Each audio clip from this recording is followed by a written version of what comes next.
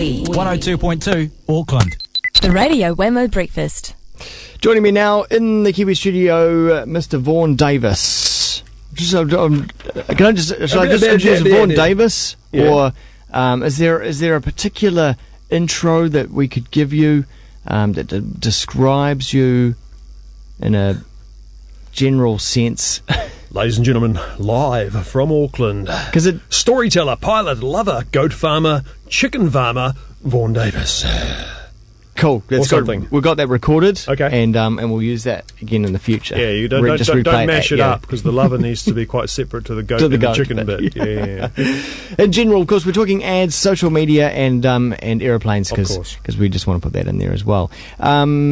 Even though we're only 13 days into 2011, there's a lot to talk about already in the world of advertising locally here in New Zealand. When you'd think this would normally be a sleepy time, but there's been some controversy about McDonald's. Yeah, absolutely. I'm sure McDonald's didn't, set out to deliberately alienate the gay community and all those who care for them, but blocking access to a lot of fairly innocuous gay websites on their free Wi-Fi service was a bit of a blunder. Yeah. But a bit odd, the types of sites that they chose as well. Rainbow Youth, it's not exactly, I was going to make up some fairly offensive gay-sounding website names, but I won't. But, things like Rainbow Youth, sites that are designed to support people and keep people safe and help people to make good choices. Yeah. Which is funny, because McDonald's is not necessarily famous for good choices. But really, though, this was probably just a technical thing that they got a provider to provide the Wi-Fi, and the provider, wherever they provide it, just has this generic kind of blocking of certain keywords, that sort of thing. Exactly. I don't blame McDonald's at all. I think they're just erring on the side of what they see as caution. I haven't met any gay people who are actually seriously offended. They just see that it's an oversight, and they'll sort it out. They'll work through it. Of course, you could look at it another way. I mean, this whole thing, the conspiracy, and I do have a theory. They're not just blocking access to gay websites. They're blocking access to websites that provide information about family planning and contraception. So what this might actually be is a long game. What they're trying to do is protect and preserve the sales of Happy Meals. Let's face it, gay people don't have children. Okay? No children? Right. Well, generally speaking, broad generalisation, gay people in the course of being gay don't have children. Yeah. People who engage in family planning have fewer children, so maybe they're just trying to preserve the sales of those cheeseburgers and chicken nuggets and fries. Of course. Well, that makes a lot of sense. It does make a lot of sense. You heard it here first. Yeah. Okay. Thanks very much, Vaughn. Police poster campaign around the place. Yeah, this sort of hit me. It was a sort of a maybe I'm the only person who's picked up on this, but it was a coincidence. I'd been reading the paper just before Christmas, and there's a study going on apparently about sexist attitudes inside the New Zealand Police. Yeah. And the minister was going on about a culture change that's required. Yeah. And at its worst, that this sort of comes out in stories like the historic gang rape cases and so on in the past.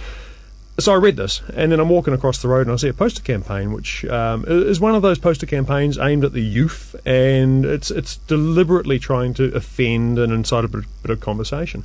But two posters stood out to me. The first one was "Earn more than your father earns," and the second one was "We like cougars, we like young men too." And in both of those posters, they've deliberately taken choices where they could have gone for a female-friendly choice, they've gone for a male-friendly choice. So, why not earn more than your mother earns or more than your parents earn? And the cougar one, we're looking for young men, we're also looking for young women. Yeah. So right at the level of employment, branding and advertising, which is really important in terms of shaping a culture, they're being overtly sexist. Is that a case of the left hand not talking to the right? They've given some ideas to the advertising company. The advertising company has no idea what's going on with this political side of things with the police. I think it quite likely is. And one of the things I see in really cool organisations is the HR and recruiting side of the organisation works really, really closely with the marketing and advertising side of the organisation, because those two things are really integral. The employment brand is just as important as the retail brand or the market brand, and a lot of organisations don't get that. Okay. Let's move on to the DB Export campaign, which I think everyone's really well aware of. It's been all over TV, the story, the black and white ads. It's all been done very, very well. The old release of the original brew, the 1961. Yeah, but it's made one old man in Christchurch very angry.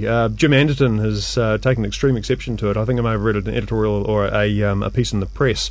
He's very, very upset because of the way it demonises Nordemeyer, who was the Labour architect of the budget, which was apparently the enemy of the working man. He's the only one old enough in Parliament with a long enough memory to know these people. He quite possibly is. But the DB ad is 5 minutes long, so by the time it stops running, Jim may have died of old age. Who knows? It's.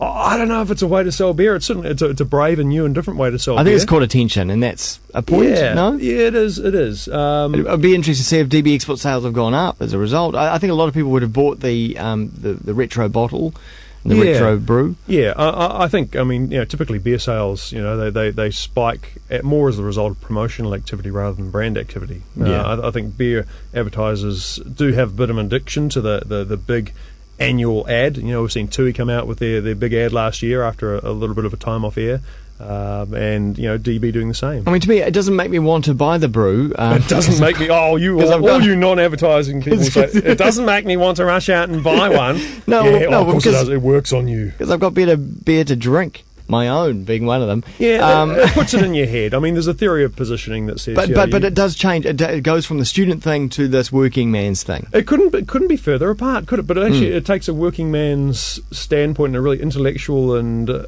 in a way that might not appeal to the working man.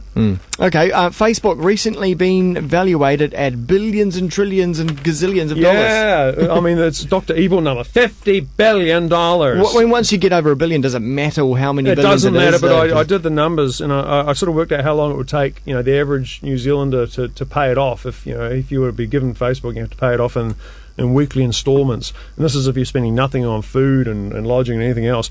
2.5 million years for the average New Zealander to buy Facebook with their weekly wage, and that's a lot of money. I mean, this is based on a Goldman Sachs. It's worth more than New Zealand, isn't it? It is worth a lot more than New Zealand.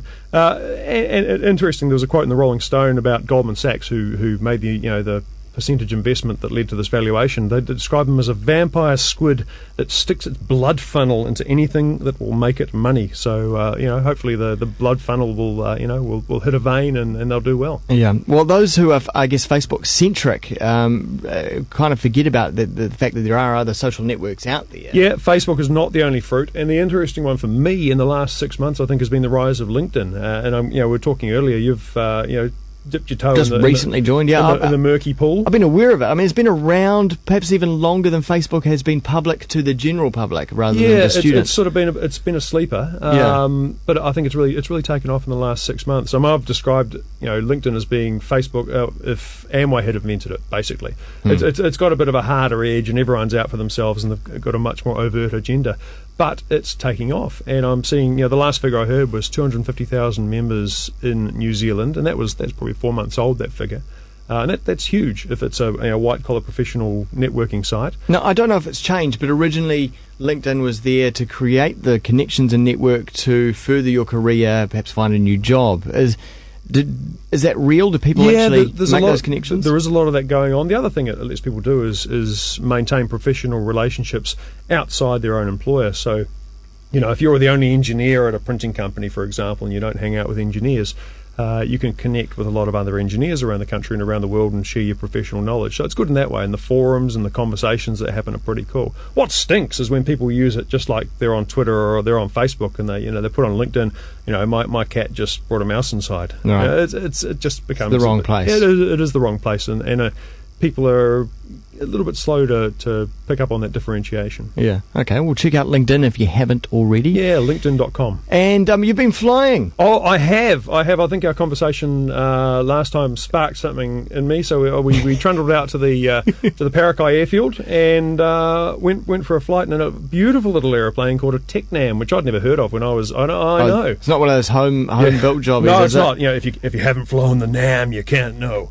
It's a little. I think it's French. It weighs. I mean, in the olden days, we used to people would train on Cessnas and Pipers and things. Yeah.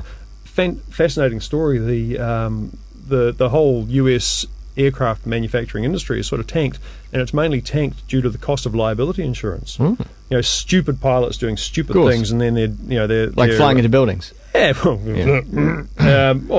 taking off with no fuel and so on. Yeah. And then their families would sue the aircraft manufacturer and blame them for bad design. So they've got all these other manufacturers around the world coming out with these tiny little airplanes. This thing weighs 280 kilograms, and that's that's about as you could and knock it over. I mean, that's about the same as David Walden. I spent half an hour flying David Walden around Parakai Airfield. Lots and lots of fun and very impressive. So wow. Yeah. And was that a test flight? Oh, it was just me, dipping my toe in the water, and I did some research and discovered that all I have to do is pass a multi-choice examination. And have a very simple medical and a flight test, and I've got my pilot's license back. Have you ever fancied crop dusting? No. That's got to be the most dangerous flying there is. Yeah. I mean, it looks like ground attack with fertilizer, but yeah. What should happen to those the Skyhawks now that they're not going to be sold? No one wants them. I'd like to see at least one go to Warbirds, and I'd like to see them get it up and running and flying. Yeah, the problem is just the maintenance infrastructure that sits behind that. I mean, the Air Force used to have hundreds of people in the engineering and maintaining those engines and all sorts of things. It's just it's really hard to see how they keep flying. You can be a little bit too anal about it, though, eh? I mean, just fuel it up and get it going. Yeah, the other thing to do is just get 20 engines and one aeroplane and just throw the engines away when they develop the fault. Yeah. One of them's going to the goat farm. I've got dibs on one. Okay, cool. Vaughn Davis, check you out on Twitter, twitter.com/Vaughn Davis, and also tweet this book. Where can you go and tweet that book? Oh, if you just Google "tweet this book," you'll find me pretty quickly. Cool. Yeah. Add your name to the 10,000 people who've already downloaded. 10,000. Ching ching. Did you? I'm rich. Did you toast? Did you have a toast to that when you? I think I was asleep. It happened sometime over the holidays. We went through 10,000. But yeah, thank you, good everyone. Thanks, Vaughn. We'll catch you next week. Okay.